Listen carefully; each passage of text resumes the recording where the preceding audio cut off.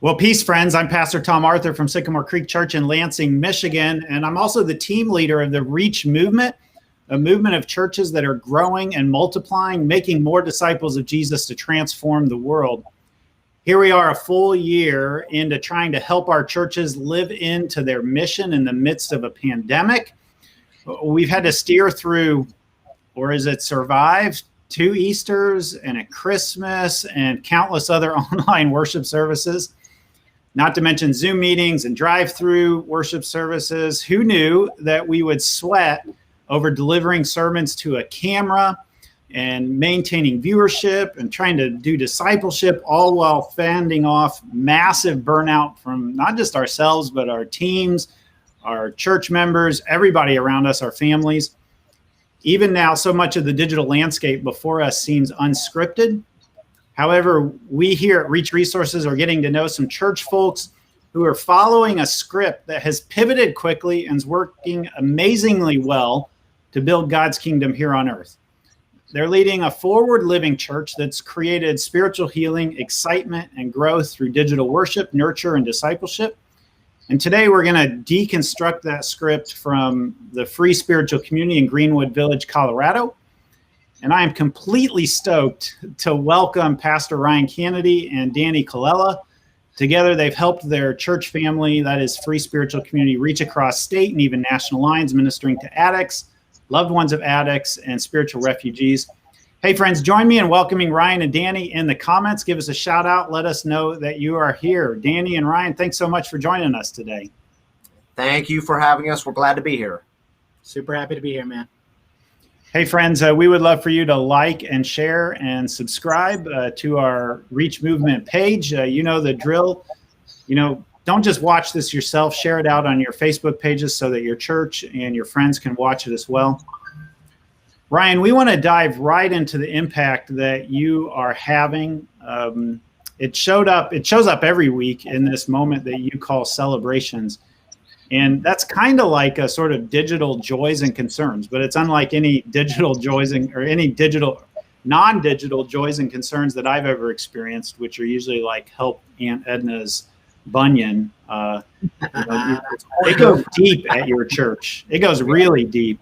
And so there was this moment, like it was actually your first Sunday of this new year, 2021. When this celebration came across the screen. Here it is.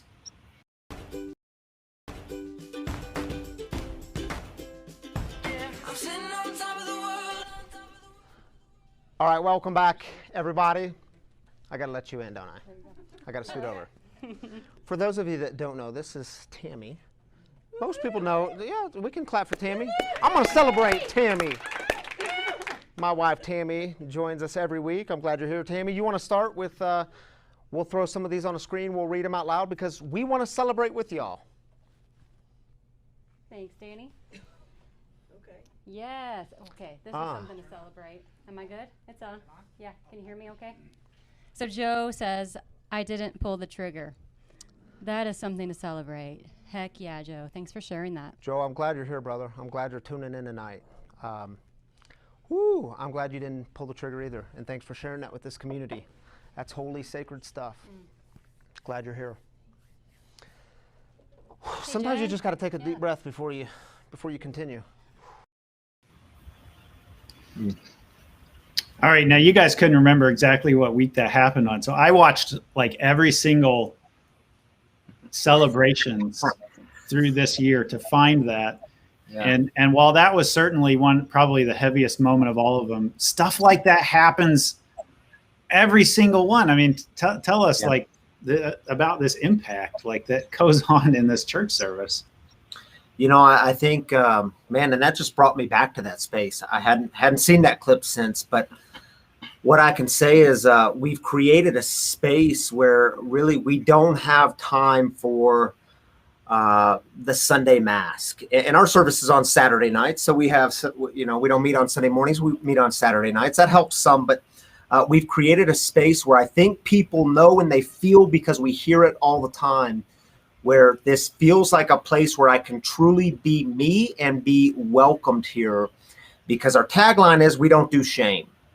And so we've created a space where your story, all of your story, not just the pretty parts, the deep parts, the parts that bring you embarrassment, the parts you think you can't voice, those parts of your story are welcome here, because we're moving together towards a place of healing.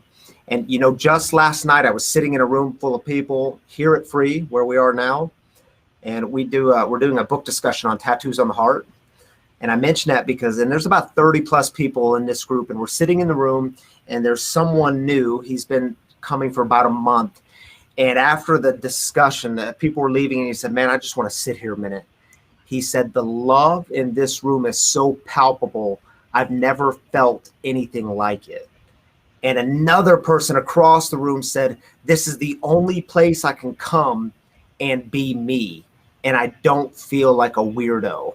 And so, you know, we hear those things, and I wish I could say, man, those things are so, man, when we hear them, we got to write them down, because that doesn't happen very often. Actually, I don't wish I could say that. I'm proud, I'm glad that this space is welcoming in stories, the whole story, because I can't tell you how many people are in need of healing and spiritual connection.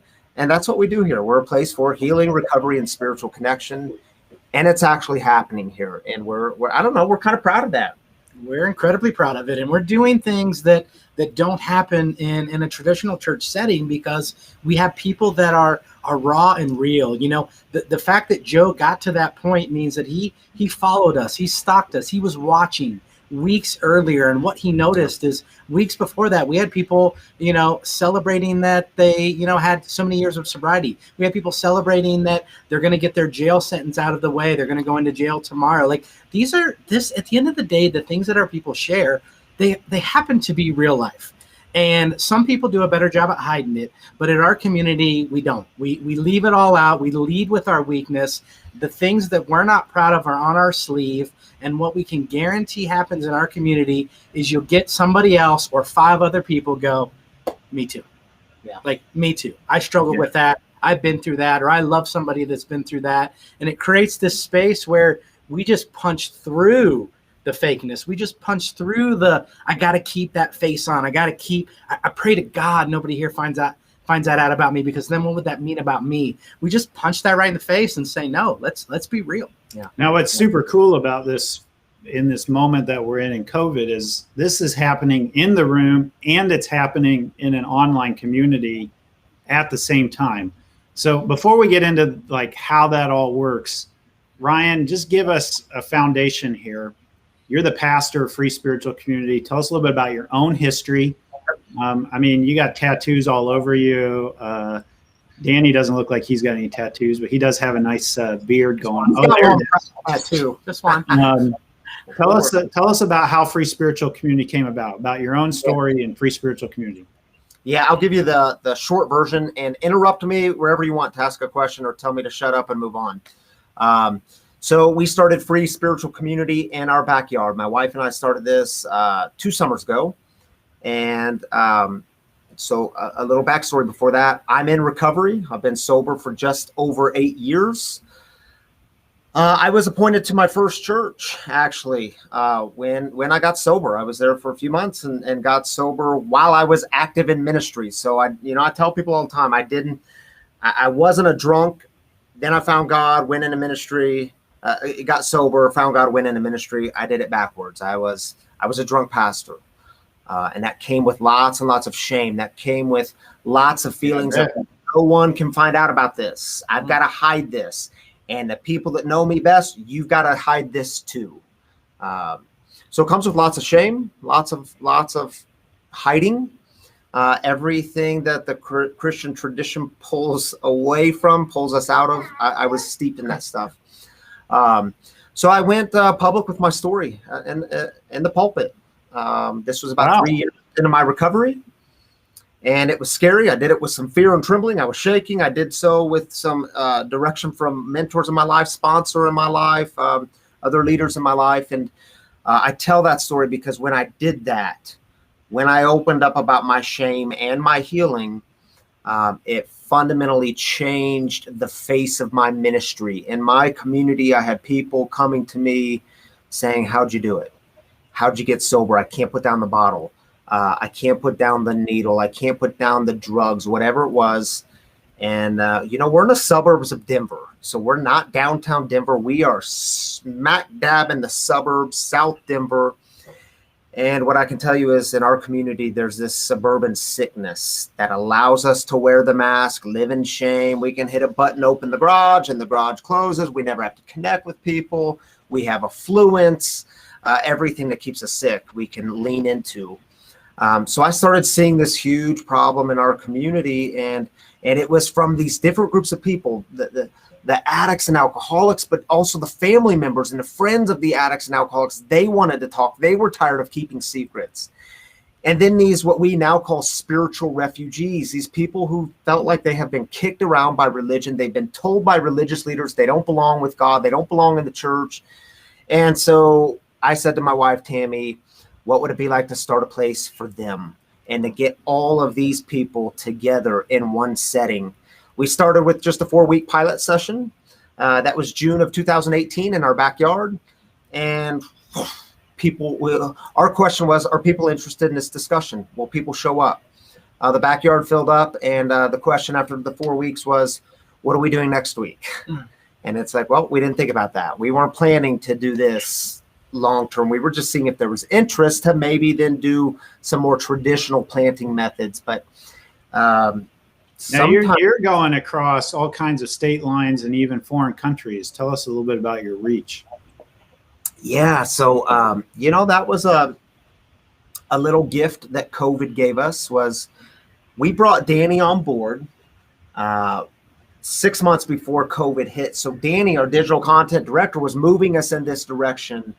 But then with COVID hitting, it pushed us firmly into this stuff, the online world. And so Danny's probably a better track of this stuff than I am. But we're in, we have people tuning in 45 different countries, 20 different languages. Mm-hmm. We have groups of people meeting all over the United States, some in Washington, North Carolina, Florida, Arizona, Missouri, so many different groups gathering together on Saturday nights to be a part of this community.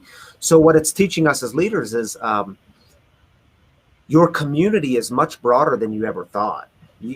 People consider you their church home or their place or their pastor, and you've never met these people, but they know you and they feel at home in your space. So our question became, how do we create hospitable space for them too? How do we welcome them in just as much as if you were sitting in the room with us? Yeah. So Ryan, one of the things that just jumped out at us like crazy when we talked with you a couple of weeks ago was your sense of authenticity. I mean, you just sort of ooze authenticity. You have this sort of rawness in your self-revelation. You took that dive from the pulpit so many years ago. Yeah. And now, your ministry is living out, but you can be authentic and then the technology, like you just trip all over it. And Danny kind of, he tears down the barriers of the technology to let that authenticity come through the screen. Just introduce us, or Danny, introduce yourself just a little more about kind of your background, your role, like how do you come to play here?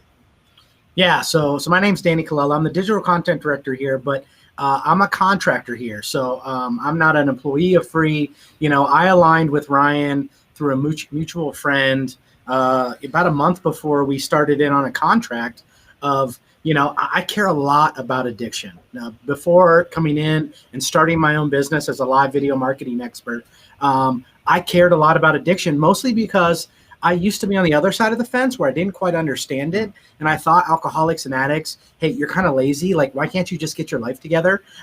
Can't you see you're ruining everything? I kind of thought of alcoholics and addicts as lazy people that just didn't have a moral compass and just did bad things because they did bad things and they like to party. And then when I came into this world, I found that everyone that has a problem started using alcohol or substances because it covered up something about them, or it made them into something they weren't. Now they could excel in social environments, or they could cover up something really bad that happened to them in the past. And when I found out that there was a mental health side of things, and these people actually don't want to drink, don't want to drug, but they are, and they're addicted, I felt the need to start changing it. So I took hard to the mental health and substance abuse world and got connected with Ryan. And we started just telling the story. One of our first video series where I was just producing video so that we could get his brand out there was 70 Seconds of Grace. We wanted to tie a correlation that the year before 70,000 people, 70,000 Americans died from a drug overdose. And we wanted to give them 70 seconds of grace, 70 seconds of a tattooed guy who, if you want to judge him from his frame, you can, but he's a fantastic dude that's saying, hey, there's nothing wrong with you. And you got to forgive yourself and you got to move through this. And we started creating those videos. And, God put me in the right place at the right time because the live thing was simple. And when COVID came and we had to shut down service, that week we were at my home studio. In your basement. Yeah. I learned to not call it my basement, call it my home studio. People have been like, it's creepy to come film in his basement. But we knocked it out of the park. Our community showed up in groves. The one thing you need to know about us that you won't find anywhere else is we finished live services with 300 to 400 comments. People interacting. They don't just sit back and watch. Our people become a part of our community. So I got to use my talents and my skills, and I still get to use my talents and my skills to be here to help affect the populations that I want to affect, but to do it with video, because 82% of people prefer video over everything. They want things to come to them. They want to watch. And as you're watching us, we're telling the story and we're bringing you on the journey with us. And you're so true. I get to take the tech off of Ryan's back. So he just gets to show up. Do we make mistakes? Yes, 100%. We make mistakes and things go wrong. And that's just part of doing this. And we accept that. But ultimately, I do my side of the things. I make sure we sound good. We look good. We have graphics. We're on brand. And at the end of the day, the man who can walk the walk and did this all can finally start making people feel like they're not alone. And some of you out there who are watching this, I dare to say that you've got addiction in your family and it's scary and you're huddling over and you pray to God no one finds out. Well, come to us because you're going to hear so many people that will help you with boundaries, that will help you figure out how to grow. Come see us and come watch us and come be a part of our community because we're going to make you feel accepted. One of the things that we noticed, and this was, Ryan, I think you were the first person in this series of webinars that we're doing about your digital team, but it kicked off here. Danny is kind of your wingman. It used to be, I think, the worship leader as your wingman, but it's almost, Danny is kind of the new worship leader. He softens heart through making you look good on technology. In fact, Danny, I think you've got some cool, sort of rolling graphics here for each of you. Throw those up on the screen. Let's use your work there. Yep. So that's what we show up, and below that it says sobriety date January 2011. January 7th. January 2013. So Ryan didn't make those. Ryan did That's not make correct. those. You would not want to see me make those. They wouldn't look like that. Yeah. Danny set up the camera right now. Danny set up the lighting. He got you all on here. Ryan's just sitting there next to him, being a bump on a log. Yeah. And it's a beautiful relationship because it's a contractor relationship. I just get to bring my skills to the table, and it complements the work that they do here, the work that they want to expand and reach. Even before COVID hit, we knew we had a world audience that we wanted to start talking to, and this is how we started to use it. That's really interesting. I didn't realize you were just a contractor, that you weren't on staff. That's the way that we've worked with our digital guy, our video guy. We contract with him by the hour. And he's been amazing. He does stuff that there's no way that we could do it. So Tom, let me just add this real quick. Danny, we didn't just hire a tech person. We didn't just, and sorry for using the word hire, we didn't just bring someone on board as a tech person or to simply make us look good. It was really important to me when I first met Danny. Okay, this is a guy who understands the mission. Some people don't get that. This guy understands the mission, and he understands the importance of engagement, community engagement. So you can look good all day long. You can have perfect lighting. You can have, think of how many churches have that down to perfection. But if you don't understand the mission and understand who are you and why are you here and getting other people to buy into that mission, to engage that mission, well, then what good is it? Yeah. And he gets that really well. And you guys are not a mega church. Tell us how many people are in the room on a Saturday night. how many people are online? So we have in the room. So, of course, we'll talk pre-COVID days right now. Pre-COVID, we were growing each month, but we were up to about 110-ish, 120-ish in the room. We're only in 3,000 square feet here, so we're moving in a couple of months. But then close down, open up online, and what's our online reach? You'd be able to speak better to that. So we reach every week anywhere from 4,000 to 5,000 people every week. Meaning we get in front of them, they have an opportunity to engage with us. We finish with anywhere from 1,500 to 3,000 views of people engaging with our content on a weekly basis. But again, the most important part that I want everyone to listen, and Ryan talked about this, tons of churches can show up with good video on social, but nobody's doing anything with it. And that's not what social wants. They want your community to be engaged. What I'm most proud of is that our people are part of us during live broadcast. Mm-hmm. They're commenting, and we're ending anywhere from 300 to 400 comments a stream, which is huge. Yeah. But when you have, like, when I've watched your live thing, you don't have hundreds of people online. Mm-hmm. There's dozens of people online live right when it's going, and then people are engaging it later. Yeah. We have anywhere from 50 to 80 people watching with us live, but live is a small part of the iceberg. We engage with the live people. We talk with the live people, but over the course of 7 to 10 days, that's when this explodes. That's when our replay audience is going to watch it. That's when they watch it. I'm just wanting you guys. I'm trying to make you relatable to the average person, pastor that's watching right now. You guys aren't. You're not a Stephen Furtick with 5,000 people watching online or 10,000 people or whatever. Right. You guys are. This is a small to medium sized church doing amazing ministry. Mm-hmm. Yeah. So, friends, we want to just take a moment. If you haven't already, like our Facebook page, the Reach Movement Facebook page. Share this webinar out if you haven't already, so that your friends and your church members can join in too. And don't forget that you can post questions. We're going to get to those in just a minute. I already saw that there's at least a couple of them that have come in. Our Reach Resources executive producer, Leslie Bennett, is in the background. There she is. She's following your questions. She's moderating. She'll moderate the Q&A a little bit later on in the webinar. So, Danny, give us just tell us a little bit about your tech setup. I've noticed that at least there's several tech people on the broadcast right now, from what I know. Mm-hmm. What's your tech setup? Okay, so we're a Mac family. So we use Macs in the house. We have an iMac that we use, a 27-inch iMac that we use to stream. There's really a couple things you need to worry about. You need to worry about a streaming computer. Is your computer fast enough to stream? So we have a pretty good Mac, but we started out with the 2013 Mac that could really handle what we were doing. We only upgraded recently because we knew we were growing and we didn't want to run into any roadblocks. But we use a 27-inch iMac that, if we want to get geeky, it's an i7 processor and it's got 16 gigabytes of RAM, which when you're streaming, RAM is outrageously important. And those are the two most important things.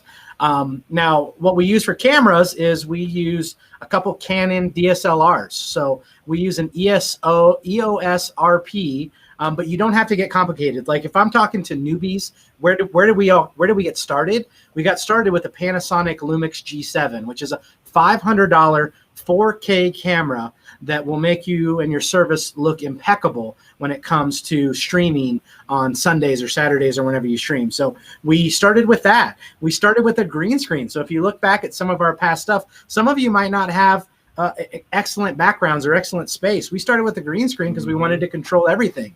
But we used that, and then we had to worry about audio.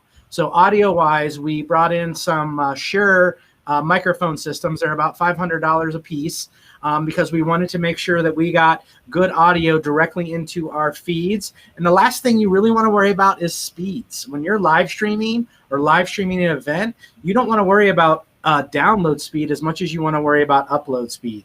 And we've learned hard lessons by not hardwiring, not taking a wire directly into your machine, because Wi-Fi could be perfect 1 second and the bottom could drop out the next. You don't have any say in it. It just happens.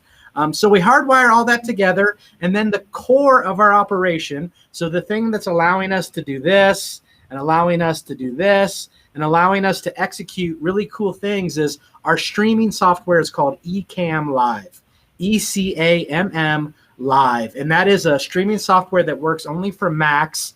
And it allows us to create amazing things like putting comments on screen, crazy video graphics, and it's built into the computer, so it's not web-based. So we even use it to play a lot of our in-house. You see, we have a TV back here. We use it to play our in-house stuff as well when we have our TVs here. So the original cost to get started was right around $2,000. And that's assuming that you have a computer that you can bring into play, add on top of a computer what you need from that. But how many $2,000? How many cameras are you using on a Saturday night? So we're currently using 2 cameras. So we have a direct feed and then we have a side-by-side feed. The limitations of our space is that it's broken up odd. There's the chairs back here and there's a wall. So we had a 3rd camera that we brought in that essentially made us look smaller, and we didn't like it. So we're just using 2 cameras, a straight-on shot and then a side shot when Mr. Movie kind of moves all around. And sure we keep it. Also, something you haven't mentioned is lighting, but the lighting that's on Ryan and up front's really good. Yeah, so we have just spots. We have church spots, and then we use this light right here. It's called a Relano LED panel.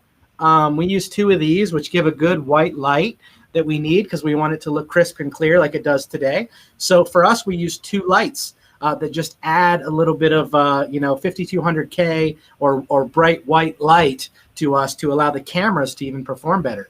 I mean, without lights, this whole operation gets a little dark and dusk and doesn't look as high quality. And just the sun, you can't count on that because, as we know, the sun goes up and down. The sun, cloud comes through, and you can't count on that as all. So lights are important as well. And those are mostly just to make your camera perform better. So, now that we've scratched all of the tech people's itches. That was geeking out, man. I was watching the hearts just flying up. Yeah. Let's get back to the content here. I think one of the things that makes Free's message so tangible for people is how you relate the entire gospel to what's happening in people's lives. You do this through all kinds of things like your letter to my addiction and that so on. Tell us, just unpack kind of some of the things that you do use for digital discipleship, and it's even discipleship in the room. You want to speak to that? No, go ahead. So, you mentioned it. We try to make it relational and speak to our community. So we're not the church with the mission statement of make disciples of Jesus Christ, make disciples for Jesus. I'm not knocking that. That's a great mission, but that's, in my experience, that's on every church corner here in the nation. I mean, who doesn't want to do that, right? Our audience, our people, our community, very particular, addicts, loved ones of addicts, and spiritual refugees. So everything we do, and Danny reminds me of this, he reminds me, hey, we haven't spoken to the loved ones in a while. We haven't pulled enough of those ends. We have a storyteller every week, a guest storyteller. And if I get too many people in recovery from alcoholism or drug addiction or any other addiction, I get the reminder, hey, we need to pull in the loved ones, because 1/3 of our community is the moms, the dads, the brothers, the sisters, the friends, the aunts, the uncles, whoever it is, sons or daughters, who are watching their loved one battle. And so when it comes to digital content, we want to stand in the gap with them. We want to stand and be a voice with them to say, you're not alone. There's a way out of the chaos. You can get healthy. God has not forgotten you. It's core to our message, and we don't do shame. Now, there's a sort of universality to your message as well. Like it is that sort of spiritual refugees. We're in a culture where most of our culture, I think, feels a little bit like spiritual refugees, or a lot like spiritual refugees outside of the church. So I've even when I've engaged your service myself, it speaks to me, and I'm not an addict, or at least not the traditional sense of the word. From the very beginning, we had a sense that there would be people, and they come now. We didn't know, but there was going to be people who are just looking for a different kind of spiritual experience. They're done with the church. They're done trying to find a new church, but they want to journey with people spiritually. And so we're a last stop for them. It's like, okay, we're one last chance on the spiritual stuff. Now, here's one of the really cool things about what you guys are doing, and I'd love for you to set this up a little bit more, but you've created a sort of plug and play ministry for any church. In fact, after I got done talking to you, I realized, well, heck, I want that at Sycamore Creek. Like it seemed too simple. So tell us a little bit about the free circles, and then we've got the video to show as well.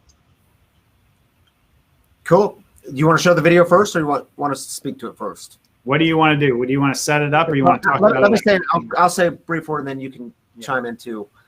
We had people from all over the country say, man, we want this here. How do we do this here? And so it was really addressing the people who were saying, how can we get that here? And sometimes I think in a church world, we make things too complex. And so our thing is always go get a group of people, go get your friends together and start somewhere. You don't have to go buy a church building. You don't have to put a staff together. Get your people together and gather in your living room or the park or the coffee shop or the beach, wherever you are. Just get together and do it. Don't overcomplicate it. We'll do the hard work for you. We'll provide the message, the community structure. All you got to do is go get people together. Yeah, and as you watch the video that we made, I want you to know about 2 reasons we did this. One, we needed a way for our people during COVID to get together.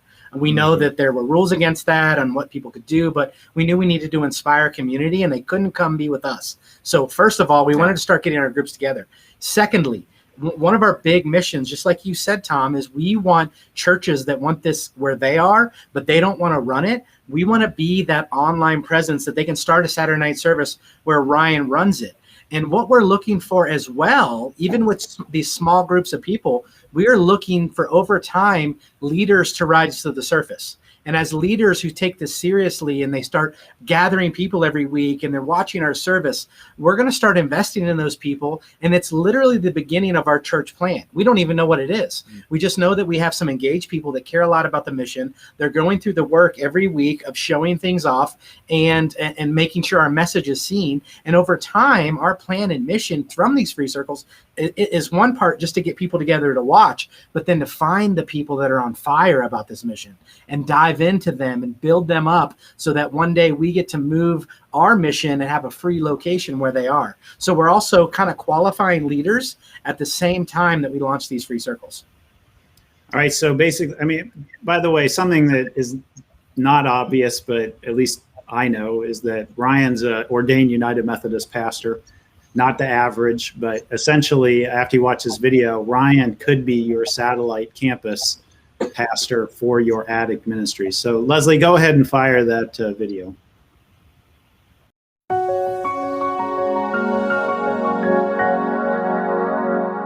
So many of you have been tuning into Free on Saturday nights from all over the place, all over the country, even all across the world.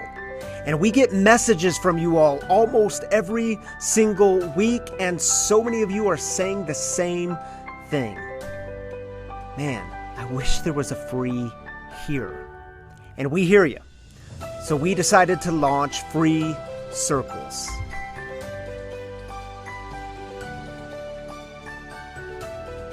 Now here's the deal.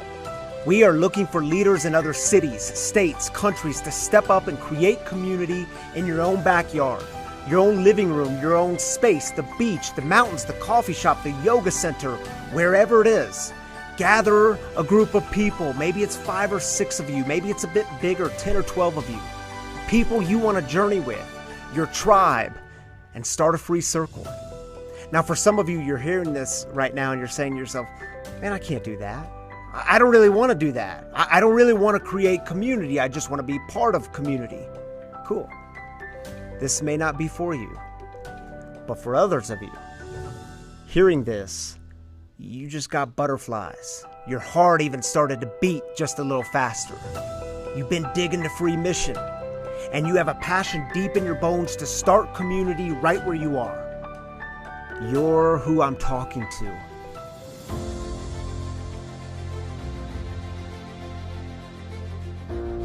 We want to keep this simple. Here's what we need from you. 1, create a list of people. Reach out to them personally and ask them to journey with you. This is your circle.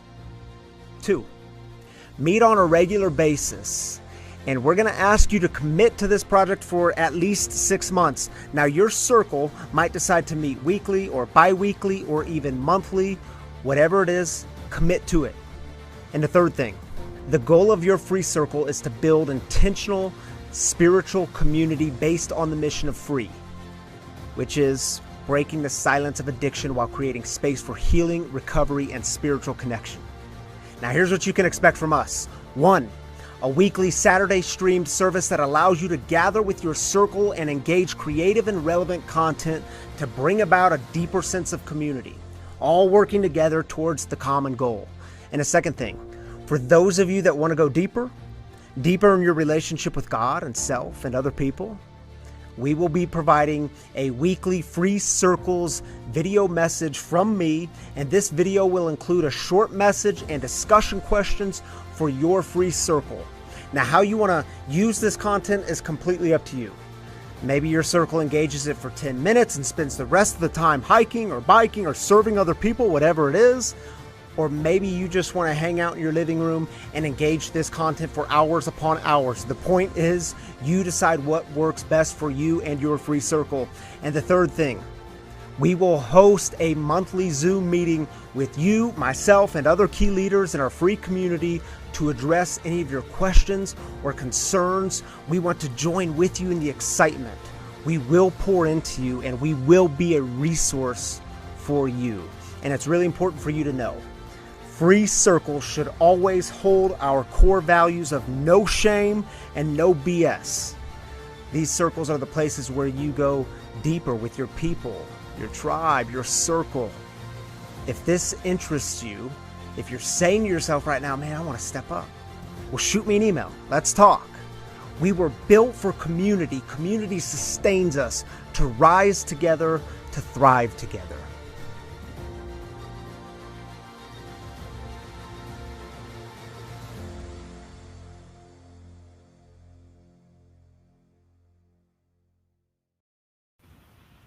I immediately think of a dozen people in my church who are ready for this.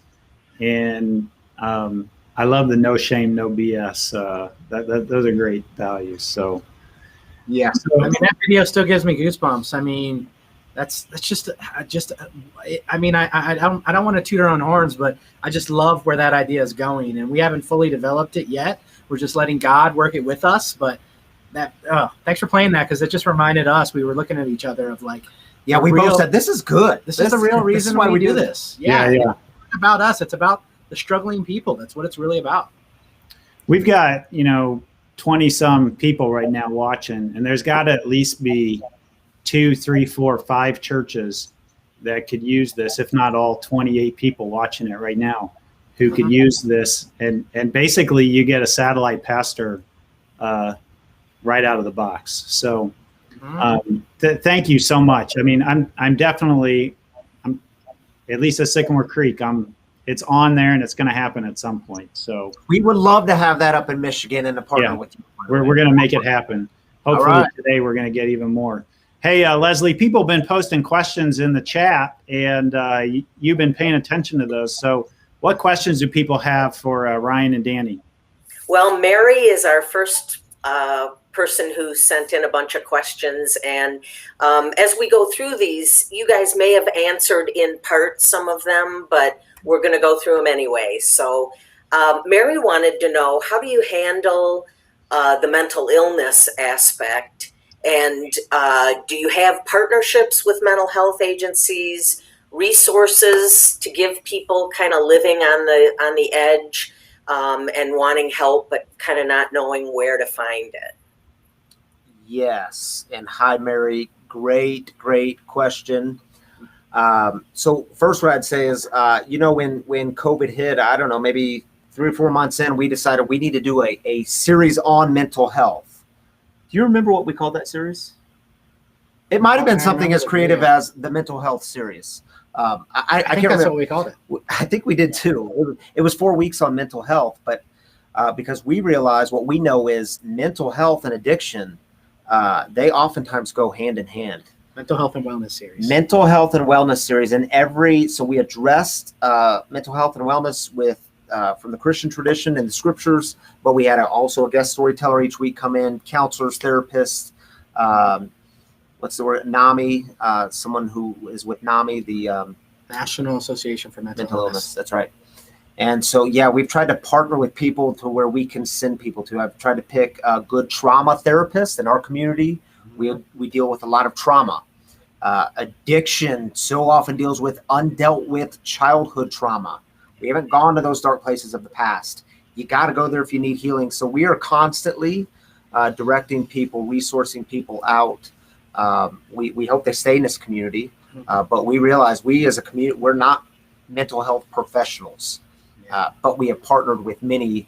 And so we're constantly resourcing, referring people out. Yeah, and I'll speak on that too a second too. I mean, I also think that's kind of a big myth in our world, is that you think there's a lot of just broken, hurt people just crawling through the door. And that does happen. We do get some people that really need help and need help now. But most of our community, are in active recovery. Most of our community are not what we would consider the addicts, the active addicts of the world. Those are the things you see on TV. Those are the things you see on Shameless. That's how they portray an active addict. Our people are in recovery most of the time. So, we did a raise your hand in recovery or for sobriety one month. We had how many years? Many over years. 300 years of sobriety in the room.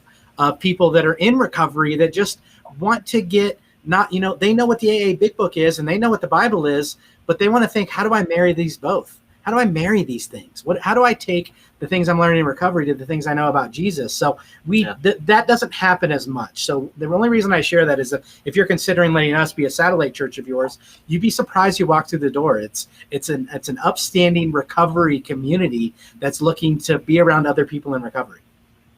I understand, being a pastor myself, that I'm not a mental health professional, but what you guys are offering, I wouldn't downplay it as a significant mental health resource. And I can't imagine a mental health expert who wouldn't say, be part of this community and it will benefit your mental health. I'm glad you mentioned that, because a lot of counselors and therapists tell me, like, hey, we send our people there all the time because you guys are creating community that talks about these things. That is more than half the battle, creating space for these things to be talked about, creating space where someone can step in who they've never shown their face here, but they can step in online and say, hey, I didn't pull the trigger. Like, that doesn't happen every day, everywhere, right? Like, this is some sacred place. Or, hey, I'm so deep in my depression, I don't know how to pull through. And they'll write this in a public forum because, again, weeks before they've seen other people share the same thing. And you know what we love? Our community just surrounds them. That comment then gets 25 comments of we're here with you. Well, and here's what happens. I mean, at least when somebody shares that vulnerably, then vulnerability leads to vulnerability. Totally. And whether you're like just one of those spiritual refugees who's part of your family, your church family, or spiritual community family, you may not be struggling with an addiction, but then maybe you are going to share, my marriage is on the rocks, not because of addiction, but just because people's marriages are struggling right now. Hey, we have a question from Matt Cray. I think you've answered some of it, but I want to put it back up here. Leslie, why don't you bring it to us here? Yeah, he is struggling with the platform that a small church or small to medium church might use. Mm-hmm. We go between Facebook and YouTube, and it seems like YouTube doesn't really give you an opportunity to have conversation or build community. Facebook easily has that.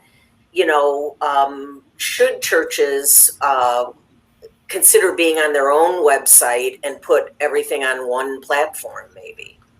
That's a fantastic question. I think that's directed towards me. That's you, for sure. That's me. And I just want to encourage everyone who's asking questions. If it doesn't get pot up on the stream, I promise you I'll be going back to this, answering tech questions. If you're a tech person and you didn't get your question answered, shoot me a message. Information is free. Information is free, and I'll give you anything you want. But yeah, that's a great thing. And you need to think about your church's mission. Okay, so we could easily be streaming on our website as well. We could easily just be driving people to our website. Website really lacks one thing: the ability to reach new people. The website has the ability for you to drive people there, and it has the ability to engage with new people, but it doesn't have the ability to reach new people that might be looking for a new church, might be looking for a new community. So you should be using social media if it is a growth tactic for you. For us, it was a very serious growth tactic. We wanted to find new community members. We wanted to let them know there was a community here that could support them. And at the end of the day, we want them to walk through the doors and see us, but we know they're going to date us online first and make sure we're a good fit for them. And we're happy with that too, because we don't want people coming here that aren't a good fit. But if you want to grow socially, you have to use Facebook and YouTube. Now, if that's not your goal and you're like, I just want an engaged community, there is a free online church platform by Life Church. If you've never heard of Life Church, it's the Craig Groeschel Church.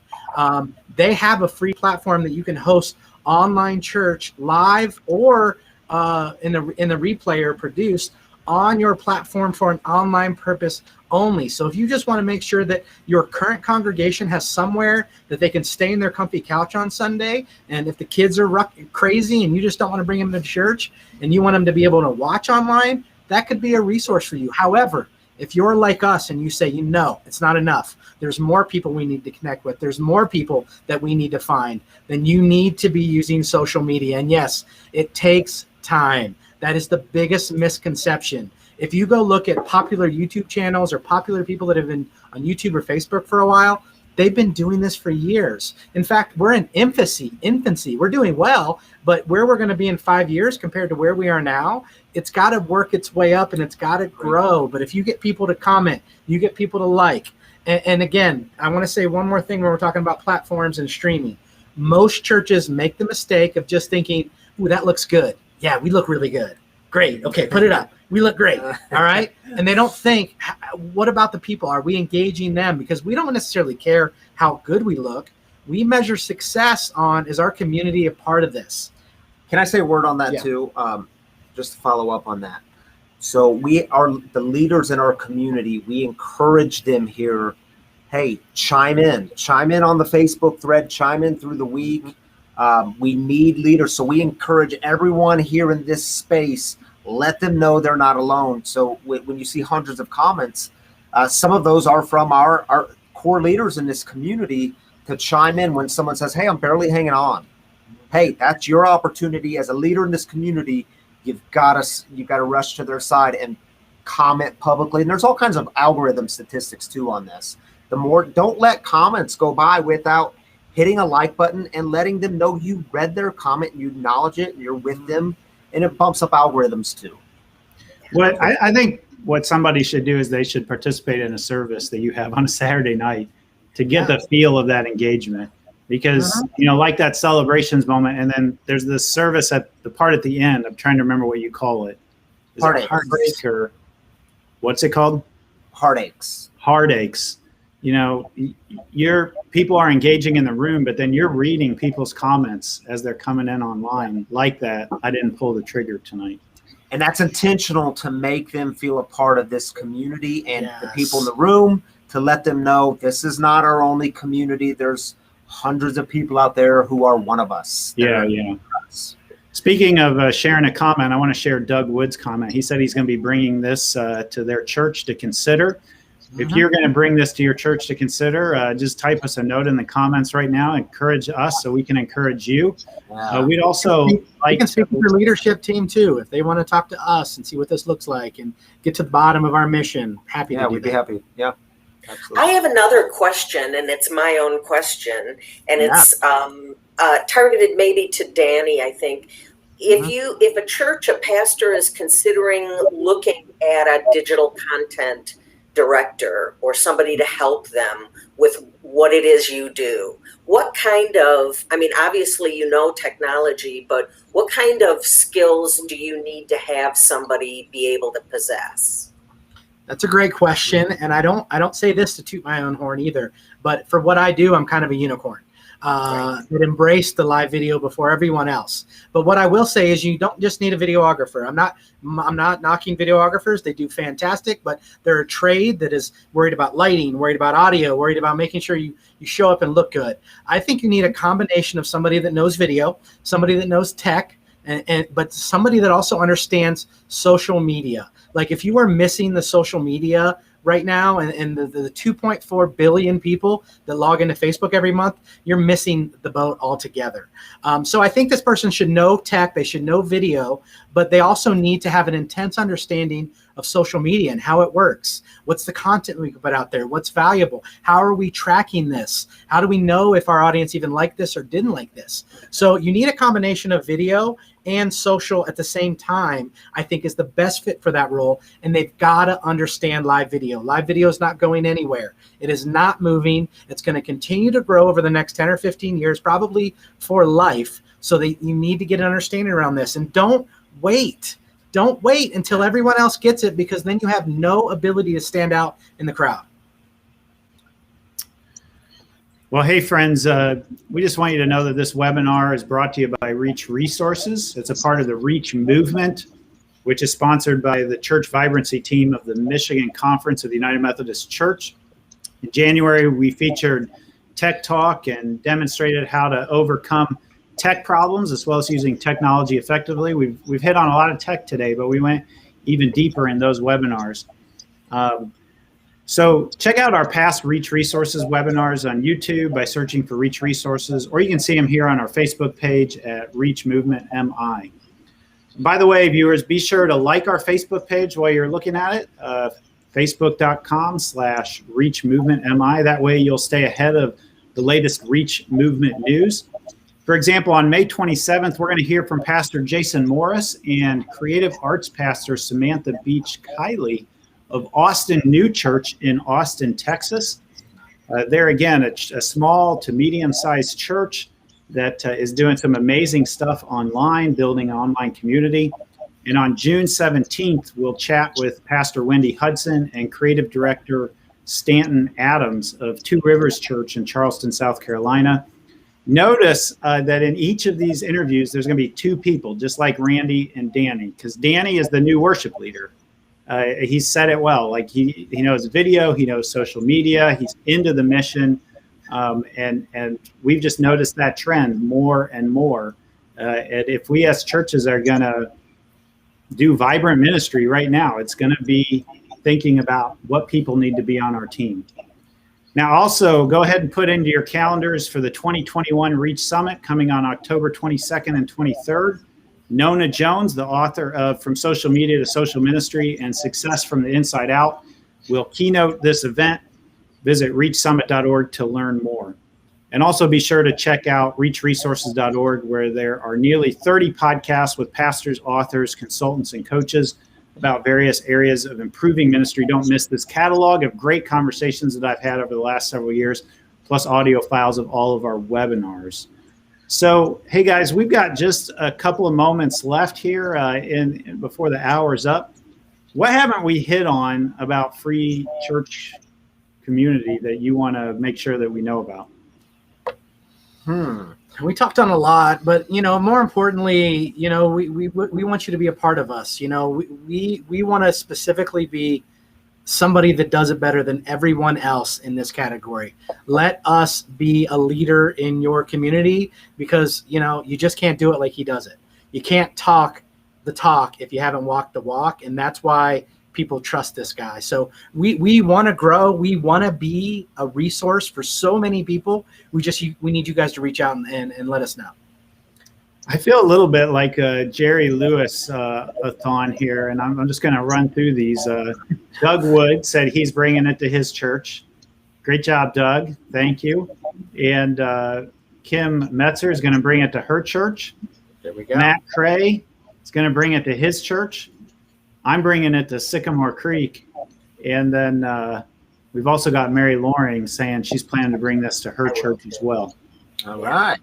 So we have somebody who's asked if you guys are going to consider doing a certification program.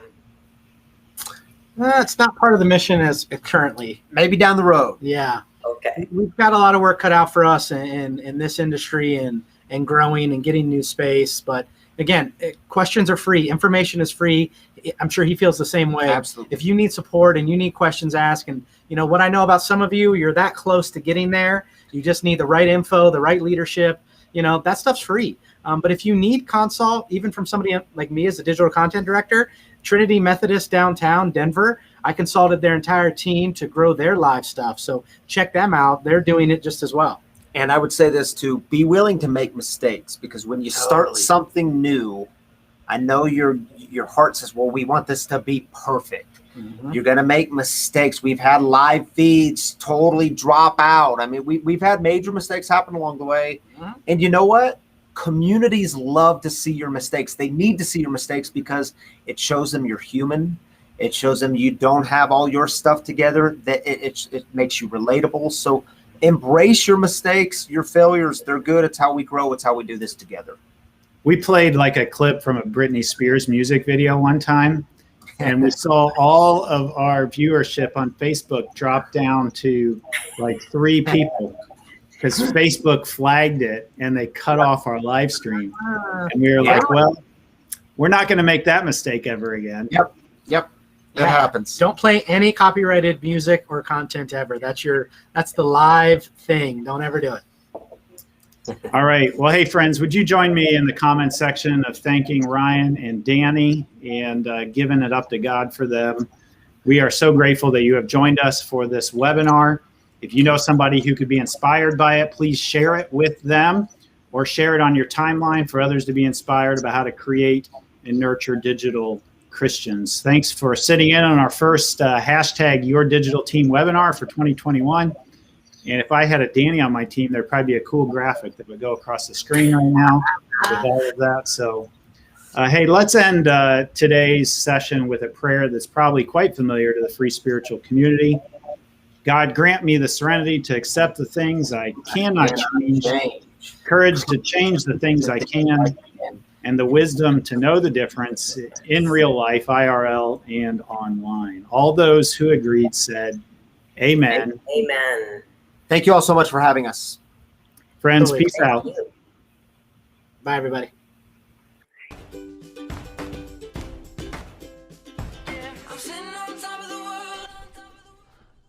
All right, welcome back, everybody. I got to let you in, don't I? I got to scoot over. For those of you that don't know, this is Tammy. Most people know. Yeah, we can clap for Tammy. I'm going to celebrate Tammy. My wife, Tammy, joins us every week. I'm glad you're here, Tammy. You want to start with, we'll throw some of these on the screen. We'll read them out loud because we want to celebrate with y'all. Thanks, Danny. Okay. Yes. Okay. This is something to celebrate. Am I good? It's on. Yeah. Can you hear me okay? So Joe says, I didn't pull the trigger. That is something to celebrate. Heck yeah, Joe. Thanks for sharing that. Joe, I'm glad you're here, brother. I'm glad you're tuning in tonight. I'm glad you didn't pull the trigger either. And thanks for sharing that with this community. That's holy, sacred stuff. Glad you're here. Sometimes you just got to take a deep